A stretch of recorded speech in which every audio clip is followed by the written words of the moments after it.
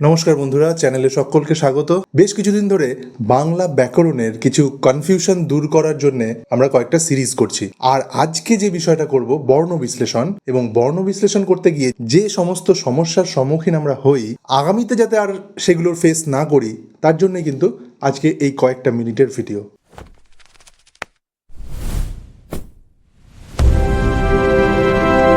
আর আজকের ভিডিওটা দেখলে আমি এটুকু নিশ্চিত যে কয়েক সেকেন্ডের মধ্যেই কিন্তু বর্ণ বিশ্লেষণ করে দিতে পারবেন আপনারা প্রত্যেকে। প্রাইমারি টেট হোক, আপার প্রাইমারি টেট হোক, বা যে কোনো কম্পিটিটিভ এক্সামের ক্ষেত্রে পরীক্ষকদের সবার প্রথম পছন্দ কিন্তু এই বর্ণ বিশ্লেষণ। প্রথমে আমরা যে বিষয়গুলো জানি, ধ্বনি, এটা আমরা প্রত্যেকে জানি যে ধ্বনি কী এবং বর্ণ কী। ধ্বনি আমরা যেটা শুনি, অর্থাৎ যে আওয়াজটা শুনছি আমরা, আর বর্ণ হচ্ছে সেটারই লিখিত রূপ। এটা আমরা প্রত্যেকে জানি। এবার এই বর্ণটাকে বিশ্লেষণ করা মানে স্বর আর ব্যঞ্জন, এই দুটোকে আলাদা আলাদা করে লেখা, আর কিছুই না, জাস্ট দুটোকে আলাদা করে দেওয়া। যেমন আমরা প্রত্যেকে জানি যে স্বরধ্বনি নিজেই উচ্চারিত হতে পারে, তার জন্য আলাদা কোনো ধ্বনির দরকার হয় না, সে স্বাধীন। আর ব্যঞ্জন সে স্বরধ্বনির ওপর নির্ভরশীল, স্বরধ্বনি ছাড়া সে উচ্চারিত হতে পারে না। এই জায়গাটাতেই কিন্তু আমাদের আসল খেলা কিসের, না বর্ণ বিশ্লেষণের। এখানে একটা শব্দ লিখেছি দেখুন, তালবস্যয় হসন্ত, অ, তারপরে বয় হসন্ত যোগ দয় হসন্ত, তারপর অ। খুব ভালো করে দেখুন যে এখানে যে তালব্যস্য কথাটা আছে, এগুলো সব ব্যঞ্জন ধ্বনি বা ব্যঞ্জন বর্ণ, এগুলো সব ব্যঞ্জন বর্ণ। আর তারপরে এগুলো, এই যে অ লেখা আছে অ, এগুলো হচ্ছে স্বরবর্ণ। তাই এই তালব্যস্বয়ের মধ্যে অটা লুকিয়েছিল, আমরা বর্ণ বিশ্লেষণ করে সেটাকে এই স থেকে আলাদা করে দিলাম, আর নিচে এই হসন্ত যোগ করলাম। এটাই হচ্ছে বর্ণ বিশ্লেষণের একদম বেসিক ধারণা। আর এখানে ব দ দেখুন একসাথে আছে, কেন? কারণ এই যে ব আর দ, এটা হচ্ছে যুক্তাক্ষর, তাই যুক্তাক্ষরের নিয়ম অনুসারে ব আর দকে আমরা আলাদা আলাদা করে লিখলাম, আর শেষ যে অক্ষরটি রয়েছে তার শেষে অযোগ করলাম, কারণ দ যে ব্যঞ্জন বর্ণ তার মধ্যে লুকিয়ে রয়েছে অ স্বরবর্ণটি। তারপরে আরেকটা উদাহরণ দিচ্ছি, এটাতে আরেকটা কনফিউশন যাতে তৈরি হয় সেই জন্য। দেখুন, উচ্ছ্বাস, উচ্ছ্বাস এই শব্দটায় কিভাবে আমরা বিশ্লেষণ করেছি, হর্ষু চ, এখানে দেখুন চ ছ ব, তিনটে বর্ণ মিশ্রিত হয়ে আছে, অর্থাৎ যুক্তাক্ষর হয়ে আছে। তাই চ লিখলাম, হসন্ত যোগ ছ যোগ ব, এর সাথে কিন্তু আমি কোনো রকমভাবেই অযুক্ত করব না, যেহেতু এটা যুক্তাক্ষর হয়ে আছে সেই জন্য এর ভেতরে স্বরবর্ণ হিসেবে অটাকে আলাদা করব না। চ ছ বা যুক্তাক্ষরগুলো আলাদা করে দিলাম, শেষ যে বটি রয়েছে সেই যুক্তাক্ষরের পরে আমি আ স্বরবর্ণটা যোগ করলাম, এবং শেষে দেখুন স আছে, সেই শয়ে হসন্ত দিয়ে আমি এখানেই থেমে গেলাম। আমি কিন্তু এরপরে আর শয়ের অন্তর্নিহিত যে স্বরবর্ণটা, সেই অটাকে কিন্তু আমি আর লিখছি না, এই অটাকে কিন্তু আমি আর লিখছি না। তার কারণটা কি? ঠিক এই জায়গাতেই এসেই কিন্তু একটা কনফিউশন আমাদের তৈরি হয় যে আমি শব্দর ক্ষেত্রে শেষে অ লিখছি, স্বরবর্ণটাকে আলাদা করে লিখছি, কিন্তু উচ্ছ্বাসের ক্ষেত্রে আমরা স্বরবর্ণটাকে আলাদা করছি না কেন? ঠিক এখানে আমাদের একটা কনসেপ্ট বুঝতে হবে, সেটাকে বলা হচ্ছে দল, বা ইংরেজিতে যাকে বলা হয় সিলেবেল। দল বা সিলেবেল, আমরা যে সেক্টরটা নিয়ে কথা বলছি সেই সেক্টরটা কিন্তু পুরোটাই উচ্চারণের ওপর নির্ভর করে আছে। খুব ভালো করে দেখুন, আমি বললাম উচ্চারণ, এই যে শব্দ বলার পর আমার মুখটা কিন্তু খুলে থাকছে, কারণ শেষে স্বরধ্বনিটা রয়েছে। স্বরধ্বনিতে কি হয়, শ্বাসবায়ু মুক্তভাবে বেরিয়ে যায় মুখ দিয়ে, আর ব্যঞ্জনধ্বনিতে কি হয়, বাধাপ্রাপ্ত হয়, ক্লোজড হয়ে যায় সেখানে মুখটা। ঠিক এখানেই দলের ধারণাটা আসছে। দল কথার অর্থ হচ্ছে একবারে যে শব্দটা উচ্চারিত হচ্ছে, উচ্ছ্বাস, উচ্চ একবার বললাম, ছাস একবার বললাম, তাহলে দুবারে বললাম আমি শব্দটা। তাহলে যেহেতু দুবারে বললাম সেই জন্য এর দুটো দল। এখানে দেখুন শব্দ, একে যদি আমরা দলে বিশ্লেষণ করি, অর্থাৎ উচ্চারণের যে স্ট্রেসটা আমরা দিচ্ছি, যে মুখ থেকে যে আওয়াজটা আসছে সেটা একবারে আসছে না দুবারে আসছে? যে শ্বাসবায়ুটা বেরোচ্ছে সেটা একবারে কটা শব্দ বের করে নিয়ে আসছে? শব্দ। তার মানে আমি যদি এভাবে লিখি শব্দ, তাহলে এটা নিশ্চয়ই দুটো দল হচ্ছে, দুটো দল, অর্থাৎ এর দুটো সিলেবেল। আবার এর যদি উচ্ছ্বাস,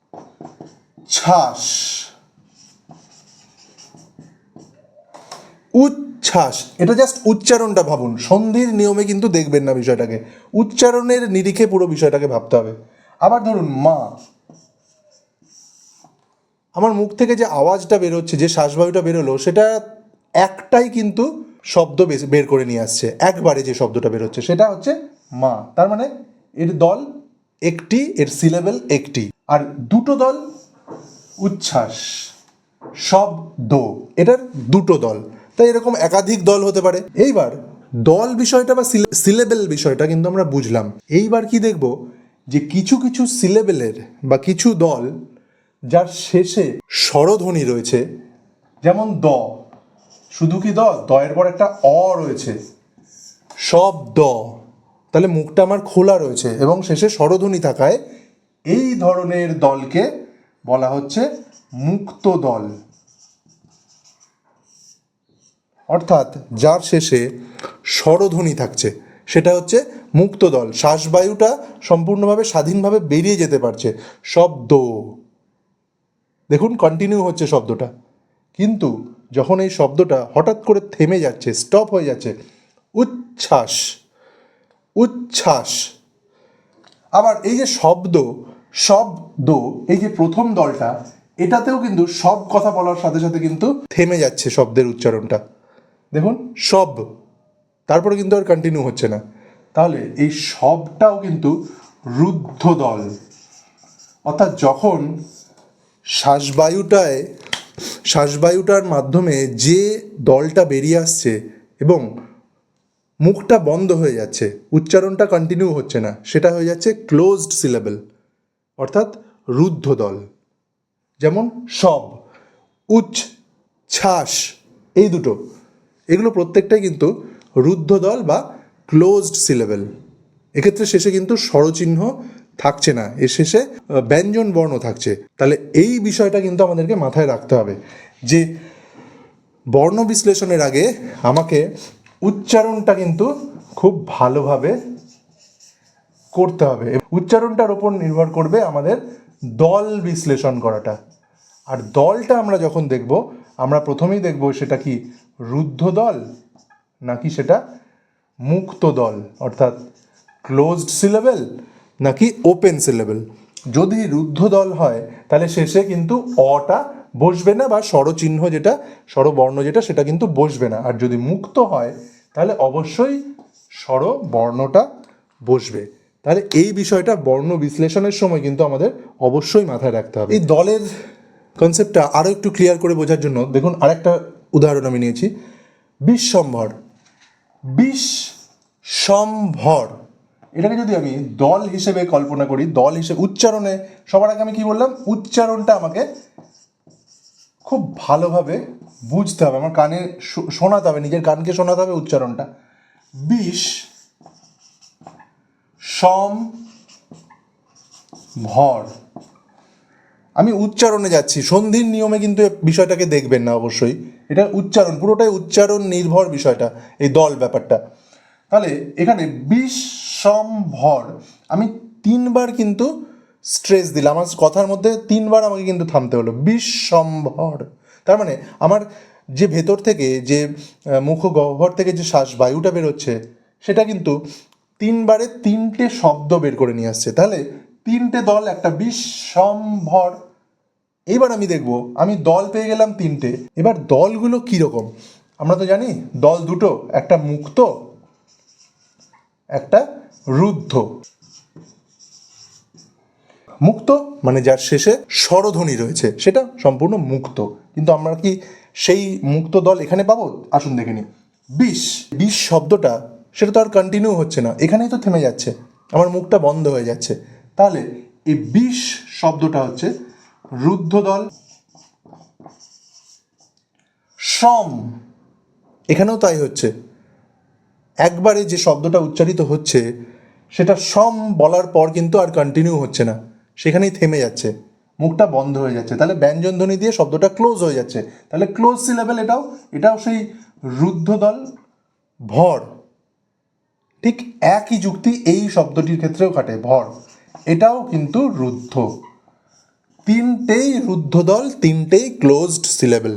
তাহলে আশা করি আপনারা এই দল বিষয়টা বুঝলেন এবং কোনটা রুদ্ধ কোনটা মুক্ত সেই বিষয়টা বুঝলেন। এবার আরও একটা উদাহরণ নিচ্ছি, উচ্ছল। উচ্ছল, দেখুন প্রতিবার যে বাতাসটা বেরোচ্ছে তাতে শব্দ কটা বেরোচ্ছে সেটা একটু খেয়াল করুন। উচ্ছল, উচ্ছল, দুটো শব্দ বেরোলো না? দুটো শব্দ বেরোলো। এইবার আমি দেখব দলটা তো আমি পেয়ে গেলাম দুটো, এবার সেই দলটা কি ধরনের দল? উচ্চ, শেষে কি শব্দটা কন্টিনিউ হচ্ছে, উচ্চারণটা কি কন্টিনিউ হচ্ছে নাকি সেখানেই শেষ হয়ে যাচ্ছে?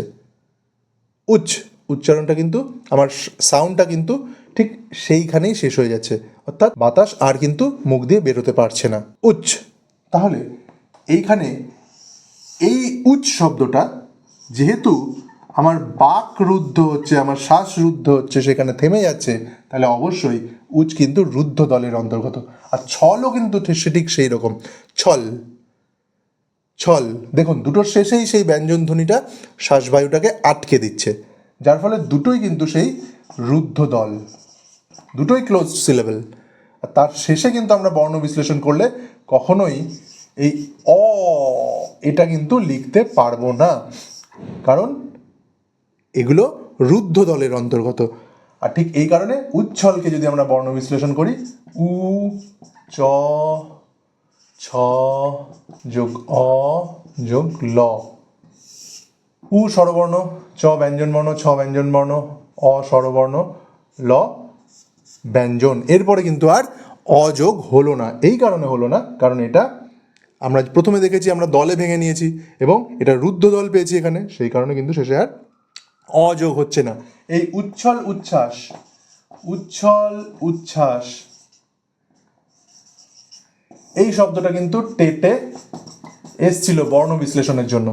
এবং আশা করি এই ধরনের যতই কঠিন শব্দ, যতই যুক্তাক্ষর যুক্ত শব্দ দেওয়া হোক না কেন, আমরা কিন্তু খুব সহজে বর্ণ বিশ্লেষণটা করতে পারবো, কারণ আমরা খুব গভীরে গিয়ে বিষয়টা জেনেছি যে এর ভেতরে কি রয়েছে, এর ভেতরে কিভাবে আমরা বর্ণগুলোকে আলাদা করব, কখন বর্ণটাকে আমরা আলাদা করতে পারবো না, কারণ আমরা এই দল বিষয়টা জেনে নিয়েছি, সিলেবেল বিষয়টা জেনে নিয়েছি। তাহলে আশা করি আপনাদের কনফিউশন অনেকটাই কাটাতে পারলাম। তাহলে পরবর্তীতে যখন আপনারা বর্ণ বিশ্লেষণ করবেন অবশ্যই উচ্চারণের ওপর খুব বেশি কনসেন্ট্রেট করবেন এবং উচ্চারণের পরে দলটা দেখবেন, দলের পর সেটা দেখবেন ওপেন সিলেবেল নাকি ক্লোজড সিলেবেল। যদি ক্লোজড হয় তার একরকম ব্যবহার, শেষে অযুক্ত হবে না বা স্বরচিহ্ন থাকবে না। আর যদি ওপেন সিলেবেল হয় অবশ্যই স্বরচিহ্ন বা স্বরবর্ণ যেটা সেটা কিন্তু যোগ হবে। তাহলে বন্ধুরা, যদি আপনাদের বুঝতে কোনো সমস্যা হয় অবশ্যই আপনারা আরও কিছু উদাহরণ দিয়ে কমেন্ট করতে পারেন, সেগুলো সলভ করার আমি চেষ্টা করব। আর আগামীতে এরকম ব্যাকরণের আরও অনেক সমস্যা নিয়ে এবং সেগুলোর সহজ সমাধান নিয়ে আপনাদের সামনে আসছি। আপনারা প্রত্যেকে ভালো থাকুন, দেখা হচ্ছে খুব শীঘ্রই। ধন্যবাদ।